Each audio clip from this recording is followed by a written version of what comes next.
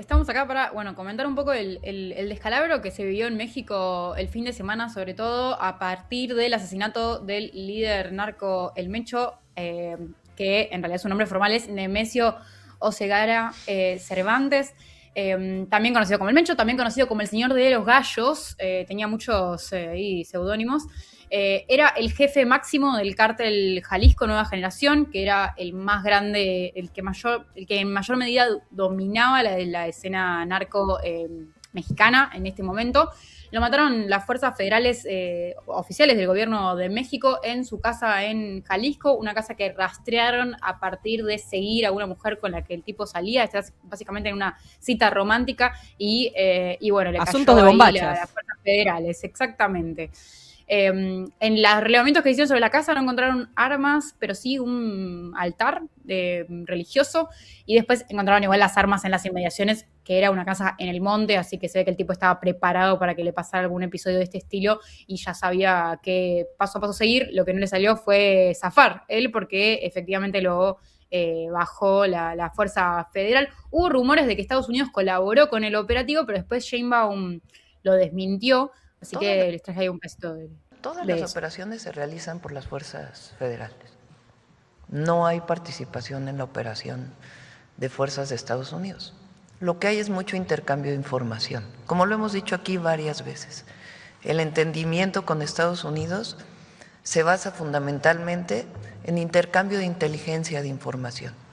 En este caso, hubo información que prestó el gobierno de los Estados Unidos, incluso ellos sacaron un comunicado, inteligencia, pero toda la operación desde su planeación es responsabilidad pues, de las fuerzas federales, en este caso de la Secretaría de la Defensa Nacional.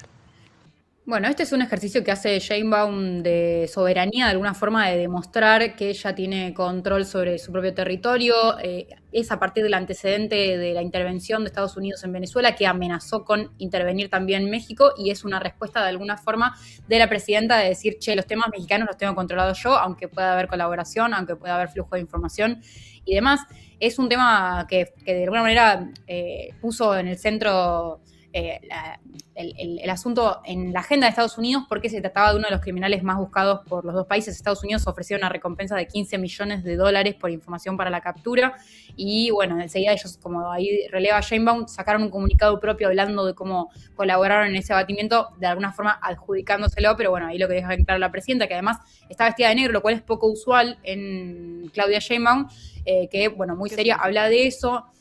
Y no, para mí lo que quiere demostrar es como un tono de compromiso con la seguridad, con una agenda que no suele ser como la principal en su forma de llevar adelante el gobierno de México, cuando, bueno, el narco es uno de los temas centrales igual allá, y es algo que se vio muy reflejado en la revuelta que hubo después del asesinato, y que también puso a prueba la capacidad de Sheinbaum de controlar el caos que se generó a partir de que este asesinato tocó una fibra sensible, porque se armó una tremenda revuelta narco. Ahí estábamos viendo unas imágenes hace un ratito, los narcos luqueados al estilo militar, lo cual es muy impresionante.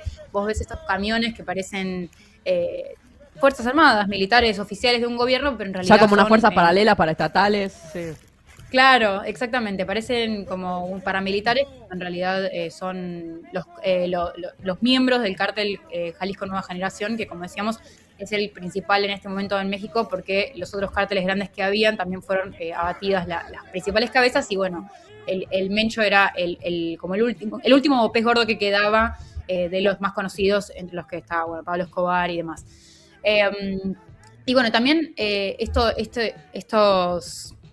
miembros del cártel de Jalisco llevaron adelante, como veíamos las imágenes antes, ahora podemos ver un poco más, una serie de disturbios muy graves que afectaron múltiples estados mexicanos, por lo menos 10 u 11, algunos relevamientos dicen que hasta 20 estados, con bloqueos de rutas, vehículos que prendieron fuego, negocios que atacaron, incluso incendiaron algunas estaciones de servicio, que es algo que puede generar una tragedia muy importante, y bueno, bancos, o sea, un despliegue muy muy abarcativo. También hubo motines en varias cárceles y se fueron 23 presos de la cárcel regional de Ixtapa en Puerto Vallarta. Esto es en Jalisco, la sede principal de este cártel, que igual se fue desplegando por todo el país y que funcionaba en Estados Unidos también.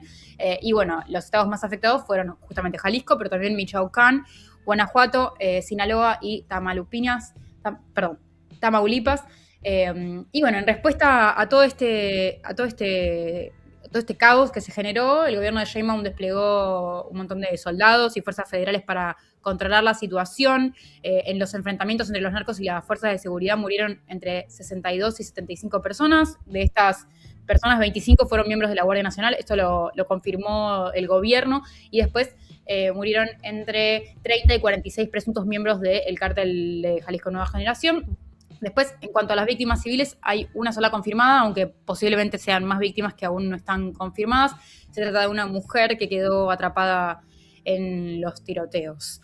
Hay una cosa interesante que a mí me parece que es valioso repasar, que es que imágenes que estamos viendo. Sí, las imágenes son tremendas. Esto fue sobre todo el domingo.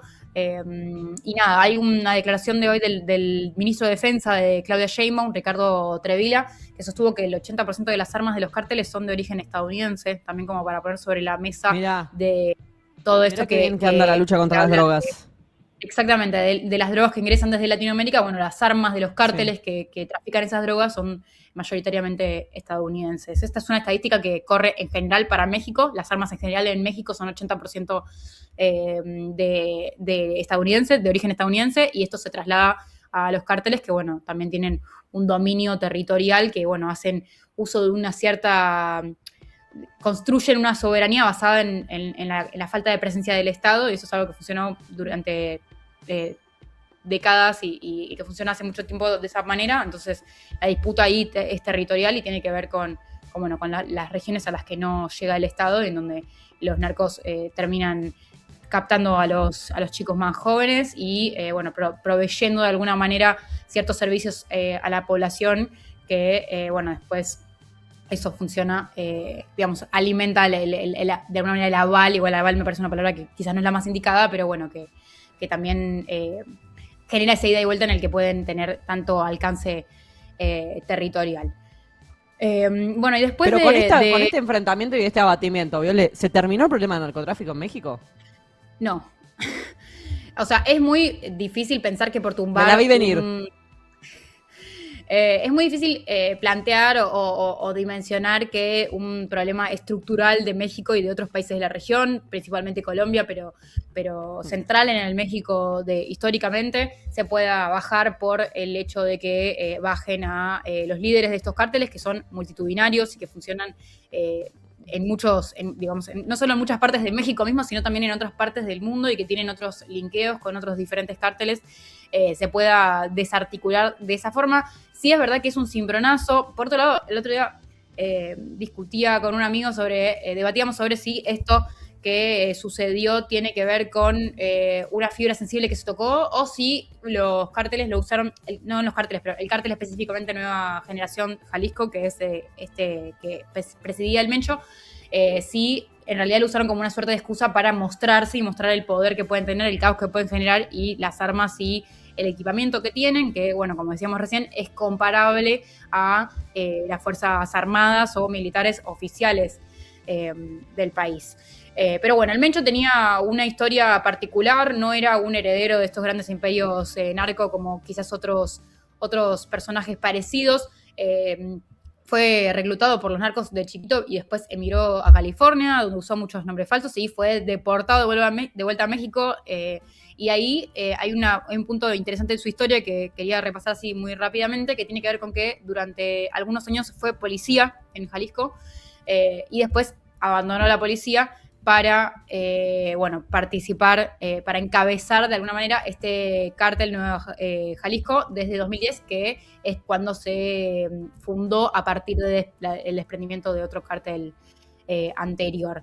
Así que nada, la organización de esta organización narcotraficante es acusada no solo por el tráfico de drogas, sino también por diferentes masacres, emboscadas a autoridades y bloqueos coordinados. Por eso hablamos de que es un entramado que no es tan fácil de desarmar a raíz de que hayan bajado un líder, pero bueno, sí que es un líder que tenía de alguna manera, generaba mucho respeto porque era una persona que no había heredado el imperio, sino que de alguna manera se había hecho de abajo. Bien, a Viole lo siguen en @VioleWeber en todas sus redes y si están viendo este canal porque entraron por esta columna, suscríbanse, denos una oportunidad y también denle like a este video. Gracias, Viole Weber. Hablamos por privado, ya te dejé un mensaje. Gracias a vos.